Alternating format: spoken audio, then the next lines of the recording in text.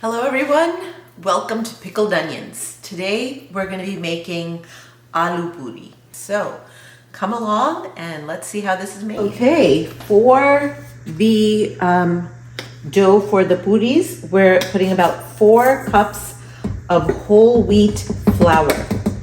So I really like kamut as a flour. It makes really great traditional Indian breads like roti, paratha, and puri. But whatever whole wheat grain you like, that's what you want here. And then you want about, we'll start with 1 cup of hot water, cool water.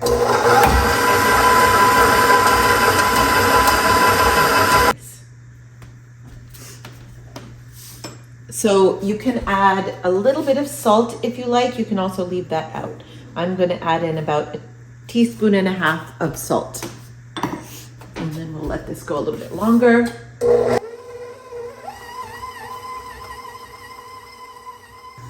So you can see it's coming together beautifully. It's one nice lump. Come together and it's nice and hard, which is what you want. You don't want a soft dough. You want a nice hard dough. And remember that whole wheat hydrates at a higher rate. You need more water to hydrate it.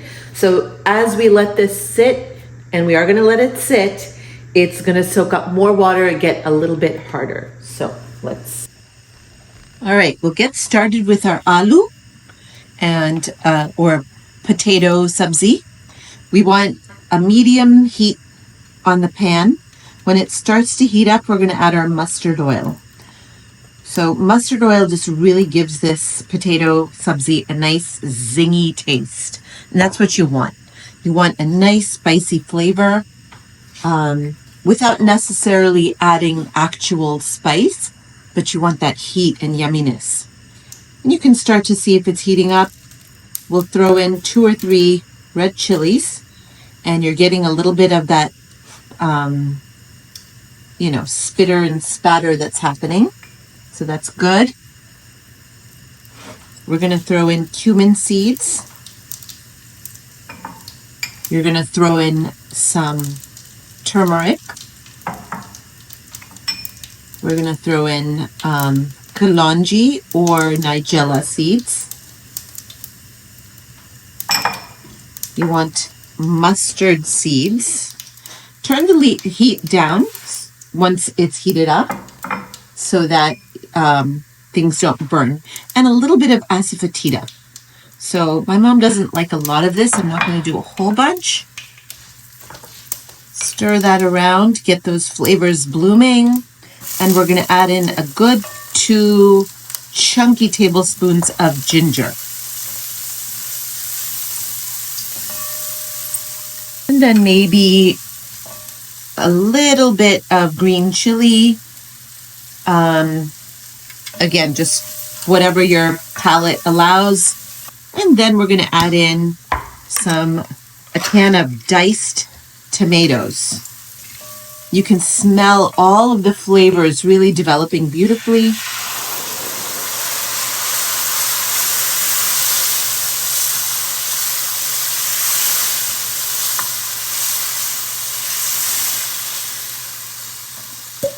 So traditionally this would be yogurt, and you can use a vegan yogurt here. I like the tomatoes because of the flavor and the color. So your choice whether you want to add vegan yogurt or a can of diced tomatoes. So let's grind a teaspoon of coriander seeds and fennel seeds. You can use powdered if you wish. I like the freshly ground because the oils are so volatile, they just evaporate so quickly. You lose all the flavor, and you might as well be adding sand. It now smells beautiful.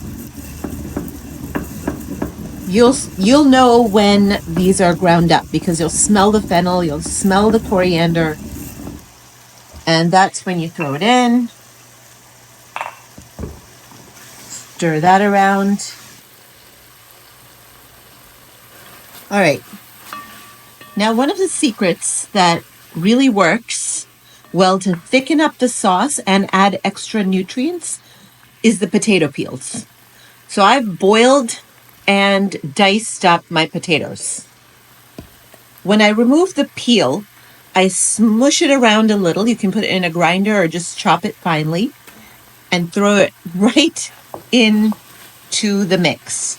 It adds flavor, it adds nutrition, it adds fiber, it thickens up the sauce, and you don't get the peel kind of sliding off the potatoes when you are eating them. So, works out beautifully. And then throw in this is about 8 to 10 potatoes. I'm cooking for the whole family, so it smells so good. Great for your gut.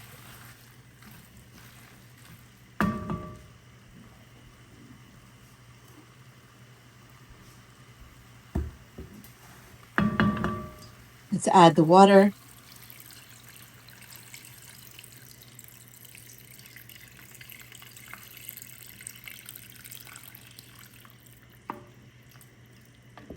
And now we're just going to let everything boil and simmer, develop the flavors.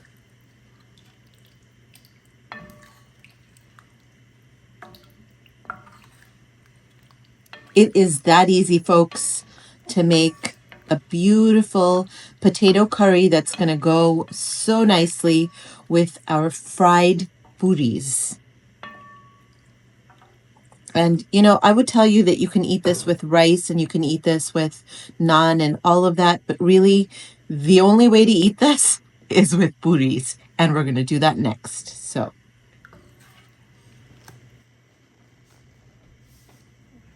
you can see it's starting to thicken up and cook and get nice and delicious. You can also run a masher through here.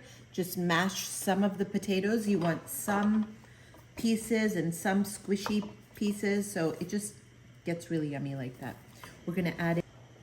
So we're just gonna cut up the cilantro.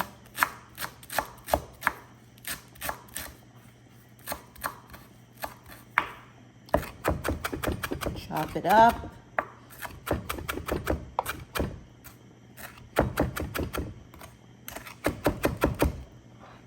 I use the stems, the leaves, the whole thing. It is delicious, and if you don't like cilantro, you can always omit or add parsley. Tastes just as good. Any herb that you like, you can throw in. There's really no rules here, so throw that in. Throw in the cilantro and just let it go. It becomes more and more delicious as it cooks. All right, I'm gonna add a quick garlicky spinach with my aloo puri just because I love greens. Heat up the mustard oil, add about 4 cloves of garlic, slice. I'm gonna add 2 or 3 shallots that I've diced up.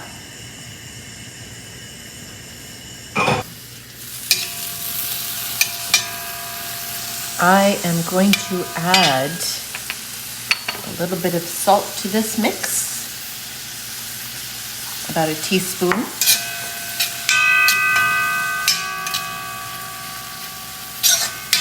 And when you start to smell that things are happening, add in a whole thing of frozen spinach.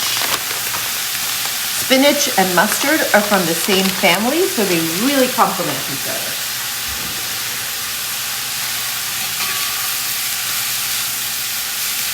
And frozen just makes it easier to make things come together. You're just gonna let this all wilt, cook, come together, super easy.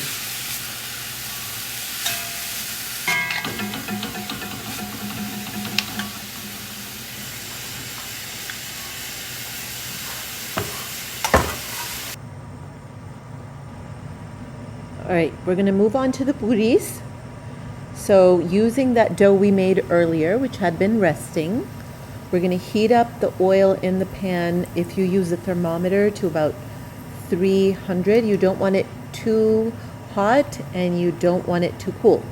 If it's too cool, it will not fluff up how you want it, and if it's too hot, it'll just burn very quickly without cooking.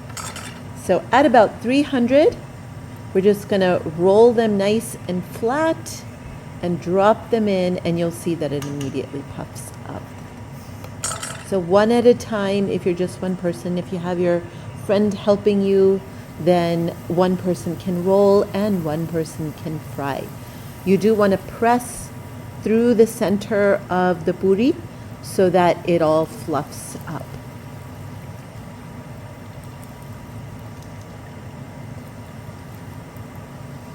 It needs to sizzle as soon as it hits the oil. That's how you know that it is the right temperature, if you don't use a thermometer. And just keep going on this. I like to roll out the balls and turn them into little flat discs the size that is yummy for you, and keep on frying. So if they're pre-rolled, you're not wasting that heat of the hot oil. If you're worried about frying, you can always have rotis, but give it a shot. This is really delicious. Be very careful. Keep your fire blanket on hand if you need it. Remember, it is oxygen that feeds the fire, so you don't want to blow it out or anything. You want to just, douse it out with a fire blanket. Be safe. It is worth the trouble, trust me.